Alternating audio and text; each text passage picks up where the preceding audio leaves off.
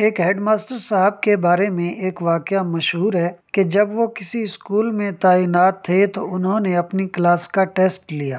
Test کے اختتام پر انہوں نے سب کی کاپیاں چیک کیں اور ہر بچے کو اپنی اپنی کاپی اپنے ہاتھ میں پکڑ کر ایک قطار میں کھڑا ہو جانے کو کہا۔ انہوں نے اعلان کیا کہ جس کی جتنی غلطیاں ہوں گی اس کے ہاتھ پر اتنی ہی چھڑیاں ماری جائیں گی۔ اگرچہ وہ نرم دل ہونے کے باعث بہت ہی آہستگی سے بچوں کو چھڑی کی سزا دیتے تھے تاکہ ایذا کی بجائے صرف نصیحت ہو، مگر سزا کا خوف اپنی جگہ تھا۔ تمام بچے کھڑے ہو گئے۔ ہیڈ ماسٹر صاحب سب بچوں سے ان کی غلطیوں کی تعداد پوچھتے جاتے اور اس کے مطابق ان کے ہاتھوں پر چھڑیاں رسید کرتے جاتے۔ ایک بچہ بہت گھبرایا ہوا تھا۔ جب وہ اس کے قریب پہنچے اور اس سے غلطیوں کی بابت دریافت کیا تو خوف کے مارے اس کے ہاتھ سے کاپی گر گئی اور گھگھیاتے ہوئے بولا، استاد جی مجھے معاف کر دیں، میرا تو سب کچھ ہی غلط ہے۔ معرفت کی گود میں پلے ہوئے ہیڈ ماسٹر صاحب اس کے اس جملے کی تاب نہ لا سکے اور ان کے حلق سے ایک دلدوز چیخ نکلی۔ ہاتھ سے چھڑی پھینک کر زاروں قطار رونے لگے اور بار بار یہ جملہ دہراتے، میرے اللہ مجھے معاف کر دینا، میرا تو سب کچھ ہی غلط ہے۔